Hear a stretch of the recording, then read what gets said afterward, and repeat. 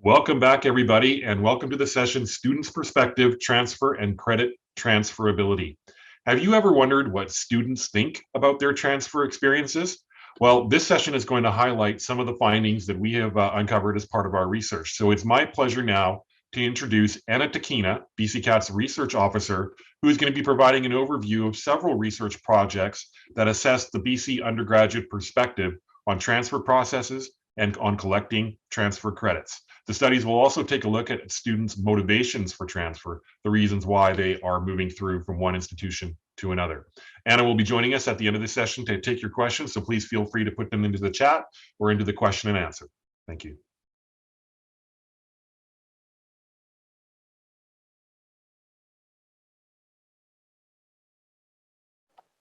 Good afternoon, everyone. My name is Anna Takina. I'm a research officer at BCCAT, and I welcome everyone to the session on student perspectives on transfer and credit transferability. I'm going to overview three recent studies that dealt with student perspectives. These studies would have been impossible without the support of post-secondary institutions that took part in these studies. So I would like to acknowledge all the work that they did to make these studies happen. So what were the studies? The first one was the survey of mobile students. And this survey administered in 2019 to all public post-secondary institutions in the BC transfer system. These are shown on the map. The survey targeted students who were registered in one or more BC public post-secondary institutions in the fall of 2018, and also enrolled at least one more different BC public post-secondary institution in between September 2016 to August 2018. Institutions that participated in the survey received a report that showed their institution as a sending institution and as a receiving institution. The second study explored student motivations for credit accumulation. Previous research uncovered that students often accumulate more credits than what is required to graduate with a baccalaureate. This project explored the reasons why students collect credits, especially those extra credits. This was done by interviews with UBC transfer and direct entry students in 4 baccalaureate programs. The third one is the report on credit accumulation in pathway programs. And as the title suggests, this research was focused on the number of credits transfer students and direct entry students accumulate in pathway programs, such as block transfer agreements and degree partnerships. This survey targeted students at 4 universities: Athabasca University, Royal Roads University, Simon Fraser University, and University of British Columbia, and also in 4 program areas: nursing, social work, commerce, and engineering. What did we ask students about? There were several areas of inquiry in these 3 studies. We wanted to understand what mobile students are like. Some questions asked about students' academic journey from high school to post-secondary to other post-secondary. Responses about transferred and accumulated credits pointed to reasons why some credits may not be transferable. And lastly, we inquired about students' experiences and perceptions of transfer process. The data confirmed findings from many previous studies, and I'm not going to spend much time on describing the demographics. The data from the survey of mobile students confirmed that a higher percentage of transfer students are female, and more transfer students are in older age groups than the direct entry students, that is, the students who enroll to post-secondary directly from high school. The international students were a sizable chunk, about 14%, and much larger at certain large universities. And the largest percentages of international students were from China and India. Colleges remain the main origin of transfer students. 50% of students in the cohort transferred from a college. Teaching intensive universities take the second rank, 28%, and the rest transferred from a research university. Among BC regions, the highest numbers of transfer students were from lower mainland Southwest, likely because this region is the place where many post-secondary institutions are located. We do know that students move across all sectors, colleges, institutes, universities, and every post-secondary institution in the province is both ascending and a receiving institution. The survey of mobile students showed that there may be more types of mobile students than had been expected. There were students with one move, the traditional transfer, and there were 76% of the cohort of the survey of mobile students. The rest were 24%, and each group was smaller than 10% of the cohort. Students who only attended one semester at different institutions could be called step out, and another group of students with two moves at two institutions are called returners. So they spend more time in the second institutions than the step out group. There was also a group with two moves but three or more institutions, such as serial transfer. Students who moved three or more times between two institutions, going back and forth, were repetitive transfer students. And the last one, three or more moves and three or more institutions were highly mobile. So these groups have their own unique patterns of transfer. So students move around in multiple ways, but why do they move? The top 5 reasons to move included completed all needed credits, intended to live all along, admitted to a better institution, changed mind about program, or some personal reason like health or family. So the first 3 categories indicate that almost half of students use transfer as a planned pathway or a springboard to further education. For roughly 1 in 5 students, that is 20%, transfer was an option to address something unplanned. There were also questions about decisions when students decided to transfer. 26% students who left who transferred after leaving previous post-secondary institution likely corresponds to the students who completed all the program requirements or credits before going on to the next step. 20% of respondents decided to transfer even before enrolling at ascending institution, and this may be indicative of a planned transfer decision. The awareness of pathways, such as degree partnerships, is higher in the programs that have specific pathways. For example, an engineering bridge programs. 40 to 50% of students in those programs were aware of existing transfer pathways. Many transfer students attend more than 2 post-secondary institutions. Moreover, many complete more than one credential. Especially, this percentage is high in pathway programs. And I would also like to add that direct entry students enroll in multiple post-secondary institutions too. 12% of direct entry students had prior BC post-secondary experience on their way to baccalaureate. And this is another pointer that the path through post-secondary is more intricate for both direct and transfer students than we used to think several decades ago. Given our interest in the BC transfer system, we wanted to know whether students find it easy to transfer credits. Of the survey of mobile students respondents, 71% expected that their credits would transfer.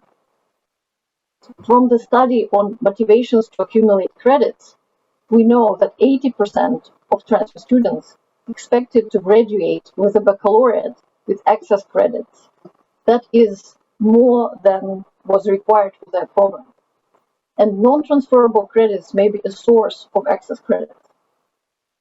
Interestingly, more respondents from the survey of mobile students mentioned getting all or most credit transferred than those who expected transfer credits. That is 79% versus 71%, which may be good news. On the other hand, some pathways offer more credit transferability than others. For example, a high percentage of students moving to research universities or from college or institute reported that all or most credits were transferred. This looks like a well-attended pathway of vertical transfer from college to university. The other paths may be less developed, and thus credit, for example, from a research university or to a college or institute, may be less transferable. Perhaps this is something to focus on and develop in the future. The reasons students reported why credits were not transferable included limits on number of transferable credits, likely related to residency requirements in some programs. They changed the program of their study, and they were also unsure or given no reasons why the credits were not transferable. Close to half, 48%, of students considered non-transferable credits or excess credits a waste of time and money. However, about 40% stated that those credits may be useful or beneficial for their future education or career. Reasons for accumulating excess credits can fall into two broad categories. The personal reasons may include switching programs, upgrading, taking additional English or math courses, learning new competencies for a career, or maintaining full-time status. Something less expected was discovered. Some students repeated courses to get a better GPA. Systemic reasons include availability of courses in a term, unarticulated courses or non-transferred courses, and rigid program structure. Several program areas like science and engineering may have a more rigid program structure than the other programs. Excess credit was typical for both transfer and direct entry students, especially when they switch programs. The number of excess credits for transfer students may be higher in the case of the so-called spontaneous transfer. It's when the students decided to transfer without prior plans to do so.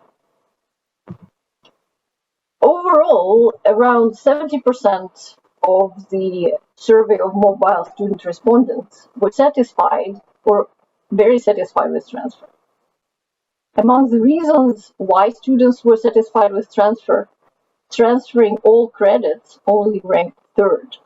High percentages of students ranked enrolling into a program of choice and getting into courses of choice as their top reason. In contrast, for those respondents who were not satisfied with transfer, inability to transfer credits was the top reason.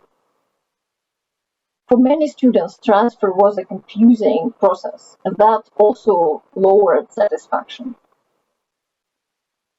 Satisfaction with transfer process was related to the helpfulness of advisors, and the students were more satisfied with advising at a post-transfer institution than a pre-transfer institution. I would also like to share a quote from a respondent who describes transfer as more than just transferring credits. Transition process was challenging, overwhelming to transition from a small college to a large university, like a tsunami wave. So there are other aspects of transition that students may require help with, from advising how to navigate their academic program to mental health support. But let me return to the different types of mobile students. This table summarizes the percent of survey of mobile students respondents by group and also compares it to the overall average. Although the majority of students in step-out, returners, and repetitive transfer types get all or most credits transferred, fewer of them were satisfied with transfer. On the other hand, about 80% of students in highly mobile group expected their courses to transfer. A smaller percentage got all or most credits transferred, but this group had the highest percentage of satisfaction with transfer among all groups. These findings indicate that there may be other factors at play, such as ability to enroll in the program or course, or attending to changing life circumstances beyond the credit transferability. And I would like to offer some concluding thoughts. Transfer students are not uniform, and they are pursuing personal educational pathways. And these pathways are rarely linear for both transfer students and direct entry students. Student support is very important. It may be advising, maybe tools like degree planning software. It may be services that help to cope with multiple changes in life. And planning to transfer helps avoid excess credits. Transfer information on BC Transfer Guide or on institutional website, all the current information at the advisor's office is key, is very important. Transferable credits are a very important aspect that warrants student satisfaction with the transfer process. But there are a lot of other factors that how transfer supports the student's journey. And these could be responding to multiple needs or changing circumstances of transfer students. And with this, I would like to conclude my presentation and open the floor to questions and discussion.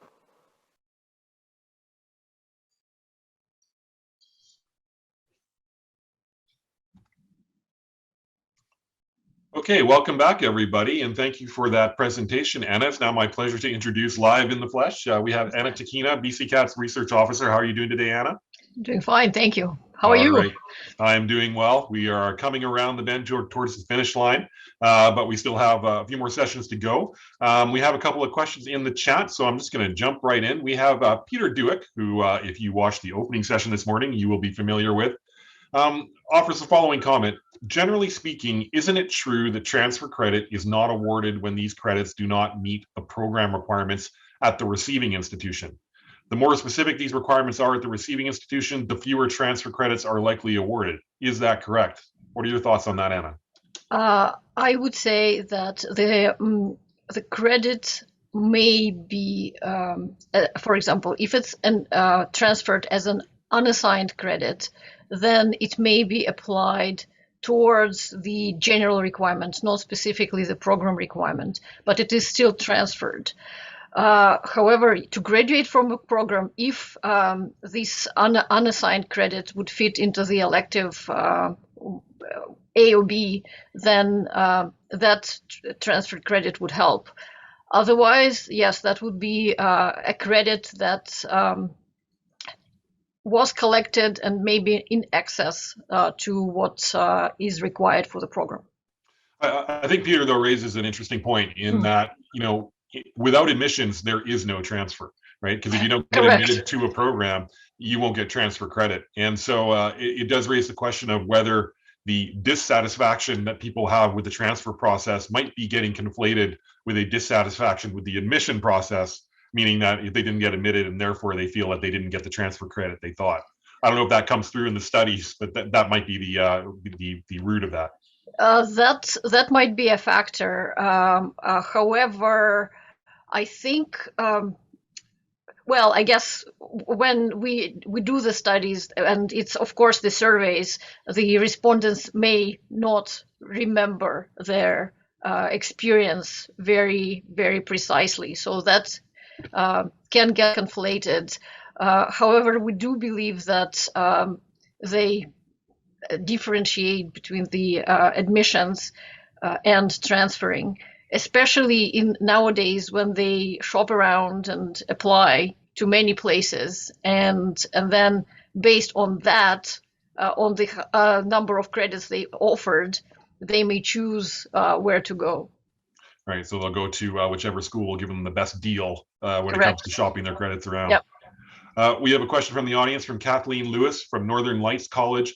What is the number one best thing a transferring institution can do to support students? I think this is the advising office and keeping abreast at the all the developments that are happening in terms of transferring credits and transfer pathways as well. And as if students have access to advisors and relevant information through advisors, that would definitely be a helpful step for institutions to improve their transfer students' journey through education. Yeah, and of course, also referring them to the BC Transfer Guide, of course, so that they can properly plan their pathways. But I'm a little biased on that front. I'm wondering. I mean, this was a great overview of the different types of research that's being conducted on the student experience. Are you aware of what further studies are being scheduled to gather and drill down deeper into the views of transfer students? We haven't scheduled anything yet. However, the survey of mobile students is sort of a recurring study that BCCAT does. So the first one was conducted in 2012, if I'm not mistaken, and then this is the second one, and there likely be another one in several years. So we keep monitoring how students are feeling towards transfer. And yeah, I think I will stop here because I don't have any other specific projects that would drill into the students' experiences. We have a question from Ian Affleck, who is from University of Fraser Valley, and he asks, did credits count as transferred if they were given unassigned credit at the receiving institution? He offers that there's a big difference between the utility of receiving, for example, chemistry at the first year level unassigned credit versus receiving chemistry at the third year level unassigned credit, which counts as upper level credit towards a chemistry minor or major. Did the studies have any reflections on that? I don't think we explored the difference between unassigned and assigned. And especially upper level credit and lower level credit. Anecdotally, we do know that with the upper level credit, it's much more difficult to get credit and to get this into the program than compared to the lower level credit. Okay. We have a question from Alberta here. Ferris from the Southern Alberta Institute of Technology is asking us, what is the reasonable timeline to accept transfer credits, in your opinion? So I guess the student's been offered transfer credit? As a receiving institution, I assume.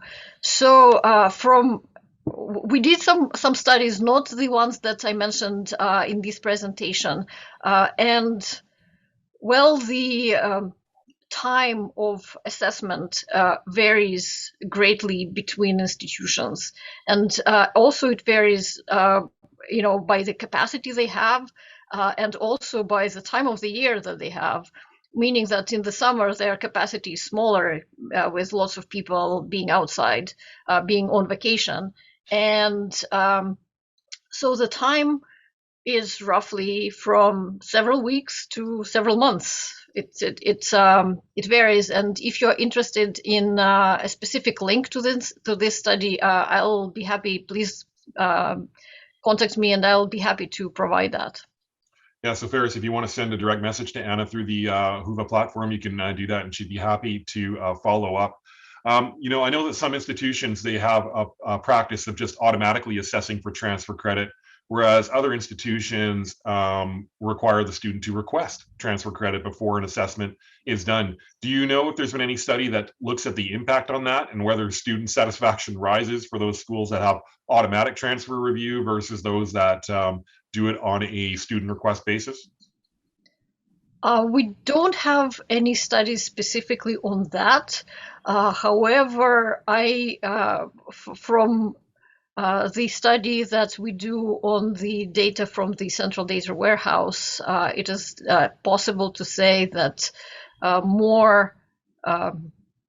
it is definitely possible to see which institutions offer credit upfront and which institutions do not offer credit upfront and wait until the student requests them. How students are treating those, again, this is they have this smorgasbord and they try to shop around. So they, test waters in this one, and this institution doesn't give them that many credits, so they try a different one. And they choose basically on which institution would be the maximum for them. All right, so we have another question from the audience. This is from Dr. Thomas Gomes from the Ascenda School of Management.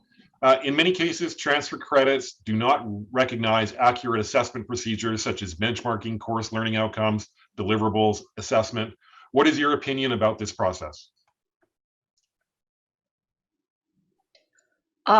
Well, I am a big fan of learning outcomes. However, I don't think we have done any studies that specifically looked at the impact of assessment on the learning outcomes versus the assessment based on the provided documentation that the course curriculum that the student provided. You mentioned in your presentation that some of the dissatisfaction within the student experience was based on confusion about the process, but that's a fairly broad statement. I'm wondering if there's any information about what specific part of the transfer process led to dissatisfaction. So there were several responses to that, and one is that the information on the BC Transfer Guide was confusing. The information provided by the advisors was confusing. So basically, the students had to look at multiple sources to find this information, and I think this all was combined in that specific bucket for dissatisfaction. So the process that there was something that was complex for the students to figure out during the process of transfer. All right. Well, I really appreciate you taking the time today to give us this overview. This is very informative, and I really appreciate all the questions in the audience. So I just want to thank you for joining us this afternoon. Yeah, thank you. Yeah, bye-bye. All right. So we are going to take a 1-minute break, and then we are going to get right back into it, going into the PCCAT session. So please join us in the next room for the PCCAT panel. Thank you.